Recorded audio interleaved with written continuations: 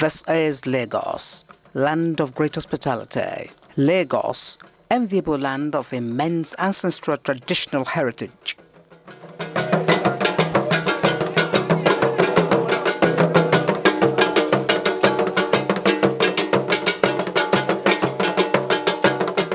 The success story of Lagos is not complete without the positive impact and tremendous contributions made by the Oniru royal family, as led by its patriarch, Pa IDOWU ABIODUN ONIRU, the 13th Oniru of Lagos, who ultimately passed the baton to his son, another dogged fighter, IDOWU ABIODUN ONIRU, who continued to struggle after Baba's demise at the ripe age of 120.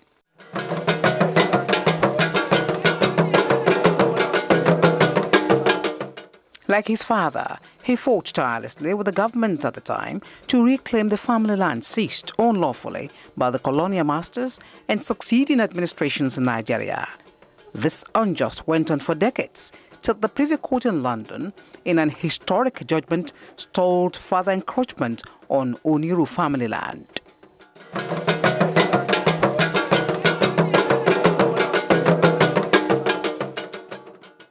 Oniru family land originally stretched from Christ Church Cathedral, CMS, through Kansalem, Bonny Camp, Ahmadu Bello Way, in fact, the whole of Victoria Island in Lagos, some parts of Ikoyi through to Lekki First Roundabout. Today, the remnant left of Oniru family land, 732 acres, is what has now transformed to a world-class private estate, first of its kind by a royal family in Lagos, with amenities and infrastructure inclusive. All credit to Eledumare and the ingenuity and magnanimity of an enigma and iconic trailblazer, His Royal Majesty OBA IDOWU ABIODUN ONIRU AKOGUN II, Oniruof Iru land, Victoria Island and environs.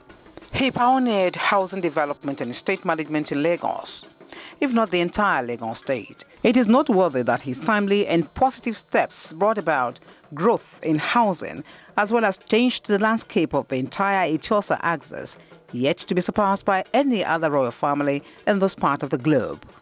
Kabiyesi created a city out of a larger society. Yoruba says, he cannot do less. Tọ́ba ní èèyàn ní òótọ́, ó dẹ̀ dá léèyàn.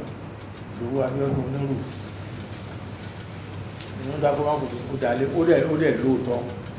Most of the roads at their estate, he designed it and he did it himself. Because he's a structural engineer, just like the son of Kevin. You will see him in Vianeka, in Kajia.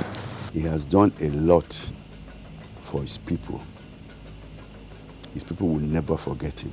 If you go to Iruland, you see the houses that he has done for his own people. His charity has begun from home, and thank God he has done a lot for them. Iruland too is not a landmark in Lagos. Being an educated man himself, an engineer by profession, who appreciates the contributions of professional persons in the establishment of the estate.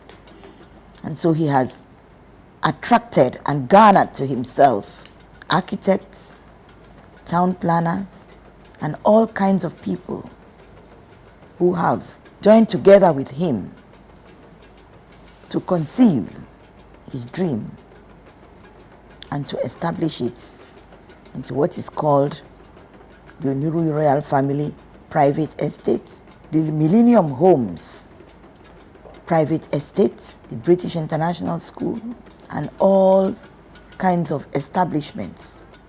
The market, the modern market, and attracting into the estate other kinds of enterprises, hotels, business houses, shopping malls, in order that to make sure this place is what it is today. If you have a virgin land, the very first thing that you should do on that land is to create the enabling environment for your allottees that you're going to allocate those land to.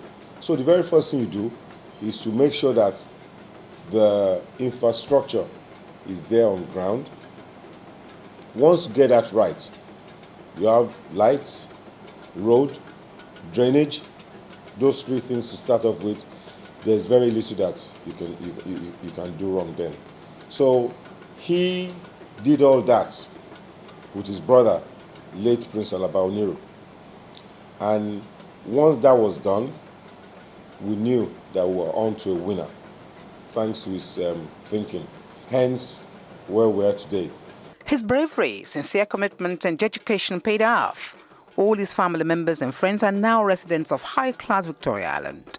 They are homeowners at the resettlement center where His Royal Majesty provided for them 200 houses in all, free. What better comfort can one demand for? I like his doggedness. I can't say one now. He's a very dogged man. He's a go-getter. When the path is established, it follows through. He can wake up this morning and say, this is what we need to do. And he set at it. I remember when he laid the foundation for Iru settlement to settle the indigents. He just woke up and said, we're going to carve this area. And everybody thought, what's this man doing again? You know, and before our very eye, he's laid a foundation for 200 bungalows of 3 bedrooms. It's a sense of responsibility, of giving back, of, you know, building your people.